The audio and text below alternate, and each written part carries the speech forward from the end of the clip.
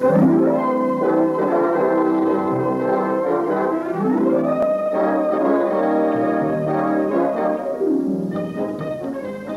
right, man, let's settle down. I know that some of you guys are pretty smooth operators with the gals. Well, you lovers will have no problem with tonight's program. I've also heard that some of the rest of you could use a little help in that area. Well, if you'll pay attention to tonight's lesson, you'll learn something that will make you not only a better snorkel operator, but a better operator in that other department. Today, we're going to discuss the snorkel. We're not going to take up firematics. You've already gotten that from our drill instructor. And we're not going to worry about chassis or midship pump operation. You'll get that later. Today, we're going to cover just two things: inspection maintenance and operation of the snorkel. Now, I don't know whether you fellows have ever thought of it in just this way or not, but a snorkel is a lot like a gal. Be nice to her, and she'll be nice to you. Take care of her, spruce her up, treat her gentle, and boy, life can be sweet. But ignore her. Let her go to the dogs. Push her beyond her limits. And life can get rough, blow up in your face. You guys that want to become smooth operators ought to write this down. Because, men, I don't care whether you're dealing with a woman or a snorkel. If you follow these three things, you can't go wrong. Take care of her, spruce her up, and treat her gentle. Okay, let's start with taking care of the snorkel. Could we have the lights out, please? As soon as they report for duty, the men going on shift should get together with the crew going off duty and find out if the snorkel has been used and if any problems were encountered. We suggest keeping a logbook on the snorkel containing hours of operation, time, repairs, oil changes, filter changes, and so on. Now, the snorkel should be given a thorough inspection even if it hasn't been used. If the unit is clean, inspection is easy. If it's dirty, clean it. You can't make a good inspection on a dirty unit. You know how a trip to the beauty parlor or a new dress spruces up a gal and puts her in a good mood. Well, it's the same with the snorkel. You've got to take care of her. While you're wiping down the snorkel, take your time. Keep your eyes open. Dents, bends, scrapes can be a tip-off to damage that could have occurred. Hydraulic fluid is the lifeblood of a snorkel. If she's low on fluid or leaking fluid, she won't operate properly or safely. This is one of those places where you've really got to take care of the snorkel if you want the snorkel to take care of you. Check the hydraulic reservoir, too. Make sure the oil is up to the proper level. If it isn't, either report it to the proper person or fill the reservoir if it's your responsibility. The hydraulic fluid in a snorkel is subjected to high pressures as well as changes in temperature. When a snorkel needs oil, use only new, clean oil of the proper type recommended by the manufacturer. Clean oil is absolutely essential to the safe, proper operation and service life of the snorkel.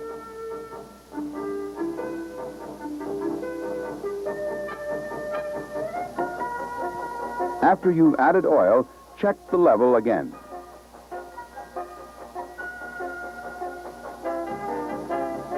And be sure the vent cover is in place. If the snorkel hasn't been operated for a period of time, it's a good idea to give her an operational check. Start her up. Set the outriggers. Look them over, too.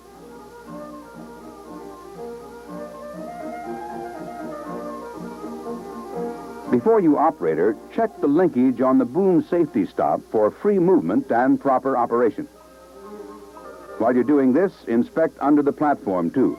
Check the linkage, the valves, and fittings for leaks. Be careful inspecting critical areas like the elbow.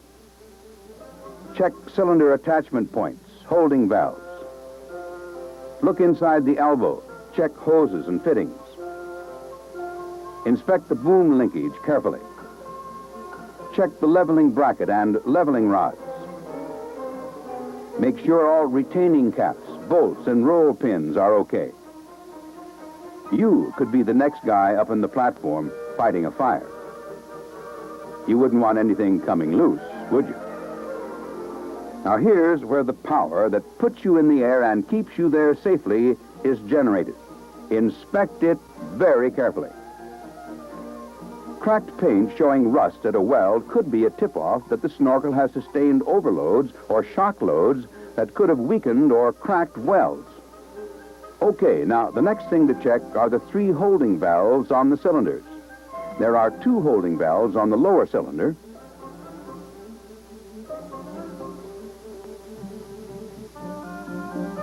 and 1 holding valve on the upper cylinder.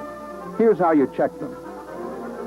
With the booms in this position, the lower boom approximately 75 degrees, close the safety shutoff valve and try to lower the upper boom. Then try to raise the lower boom. There should be absolutely no drift.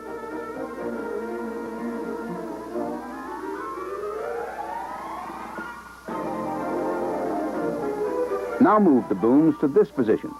Again, close the safety shutoff valve and try to lower the lower boom. Again, absolutely no drift. Holding valves are very important. Report any drift immediately. Check the communication system, too. These weekly or daily operational checks are a good time to train new or inexperienced operators. So now let's go to the training center for some drill practice. The first thing you have to do before you can operate a Snorkel safely is to learn to spot her and to set her up properly. Set the chassis parking brake firmly. The maxi or safety brake. Engage the power takeoff and the electric throttle. Snorkel quints with water pumps have 2 PTOs. Be sure and engage the proper PTO or you can damage the hydraulic pump. Okay, we're ready to operate the Snorkel. Switch on the master switch, the electric throttle control, open the safety bypass valve, and you're ready to set the outriggers. With wheel chocks in place, lower the curbside outriggers first. Then the driver's side outriggers.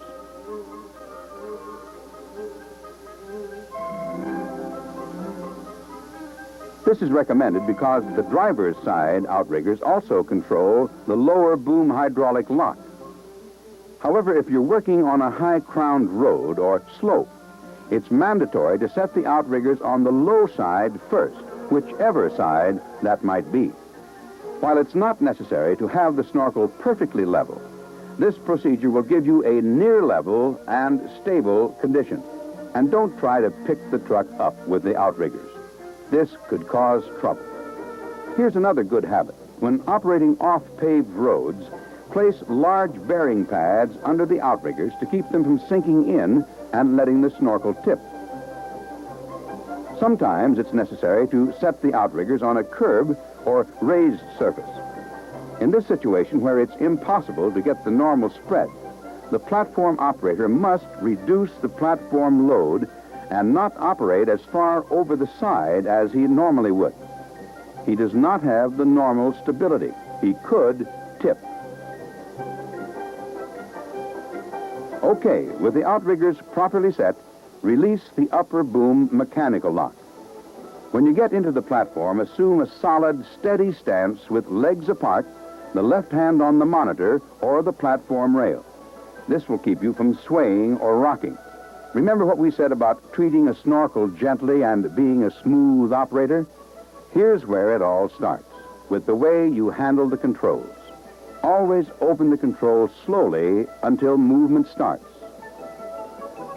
To stop, close the valve slowly, gently. Come to a smooth stop.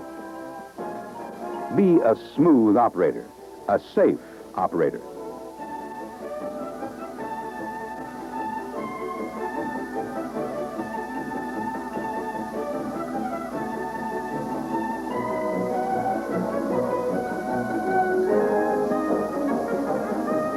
Slamming controls, open and shut, can cause you to lose control of the snorkel, to bang against something. Bouncing a platform can develop shock loads far in excess of the snorkel's rated capacity, could weaken and damage the snorkel. Remember, open valve slowly, close valve slowly. Don't be a jerk. After you've mastered making a single movement smoothly, try operating two movements at once, such as raising both lower and upper booms so you move up or out in a straight line. This maneuver comes in handy when you want to move straight up the face of a building or out over a roof.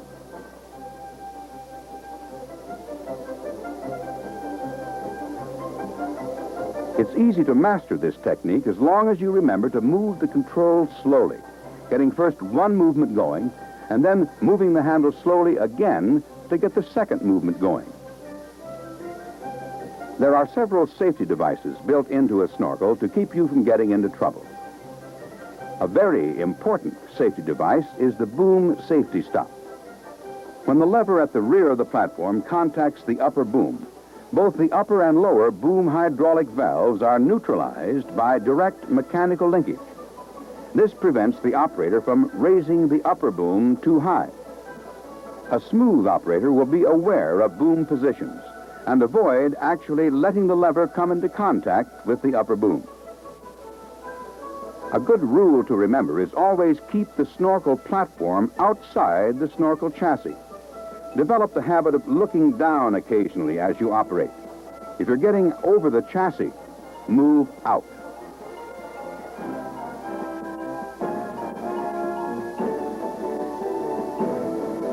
The most severe shock load you can put on the snorkel, and one you should be most careful of, comes from raising the lower boom to maximum height and bottoming out the lower cylinder at full speed.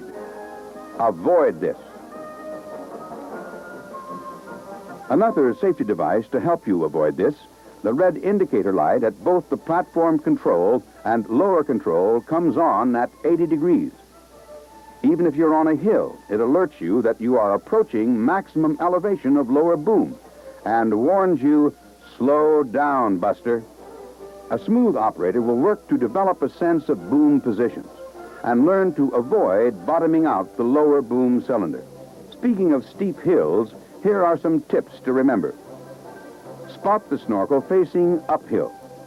Restrict operation of snorkel over the rear, 45 degrees to either side. Keep the lower boom back of 80 degrees.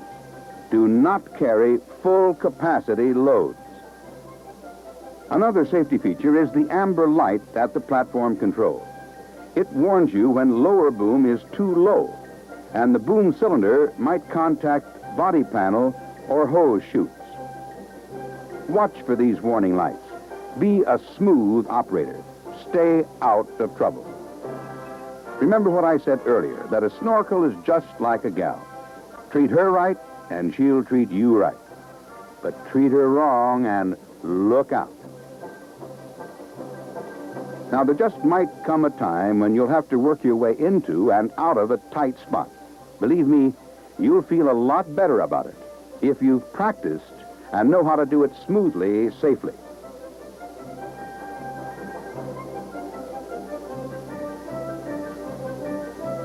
So far, we've only talked about the man and the platform. Actually, the safe operation of a snorkel is a two-man job. Some snorkels have the lower controls at the turntable, others at the rear platform. From this station, the lower control operator can communicate with the platform operator. He can shut off the safety bypass valve and take over control of the unit, if absolutely necessary, to move the snorkel away from dangerous hazards. He should also be alert to conditions around the snorkel. keep the area around the rear beaver tail clear of men and equipment. For his own safety, the lower control operator should always keep both feet on the rear beaver tail when operating near overhead wires. This is for his protection should the steel snorkel booms contact hot lines. If this occurs, he should not attempt to get off the truck, but remain on the beaver tail where he's isolated from the ground. He should also make sure everyone is clear of the truck and warn everyone from attempting to get on or touch the truck until the boom is clear of the hot line. Snorkel operators should be familiar with the emergency systems, like the 12-volt battery-operated hydraulic pump. Due to electric motor limitations, it should not be operated continuously for more than 20 minutes. Intermittent operation is recommended.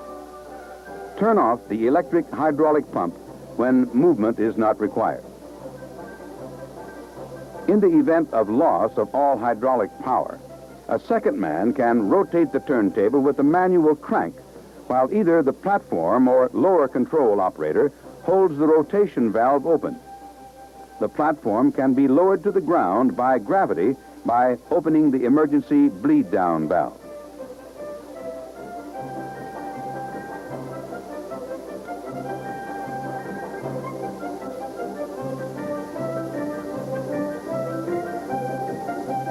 Properly stowing the snorkel for safe travel is as important as setting her up.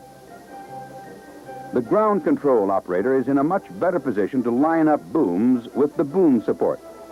Boom should be returned to travel position from the lower control station.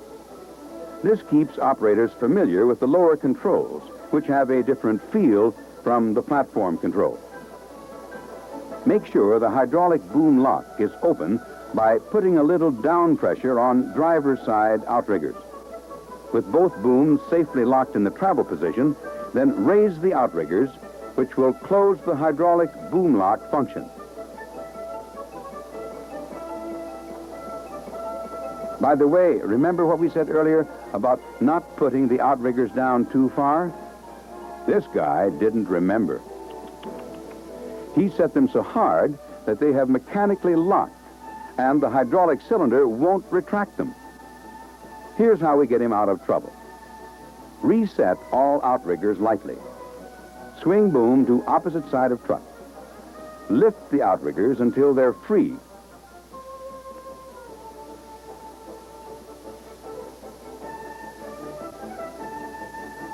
Then be sure to reset them, but lightly. Now, stow booms in boom support and raise all outriggers. Embarrassing, but not necessary if you set outriggers properly to begin with. A quick inspection of the truck should be made to make sure all equipment is stowed and secure, compartment doors and platform gates closed. Last but not least, be sure to disengage PTO, or you could damage the hydraulic pump just driving back to the station. Well, men, there you have it. We've covered a lot of ground, a lot of details. We recommend that you practice operating the snorkel frequently. Review the operation manual thoroughly, and periodically review this movie. Actually, if you just remember the three things I said at the beginning, you won't have any trouble. Remember, a snorkel is a lot like a gal. If you take care of her, keep her spruced up, and treat her gentle, she'll take care of you, and life will be a lot safer, a lot easier, and a lot more enjoyable. We'd like to thank the following departments for the use of their apparatus and facilities in making this film possible.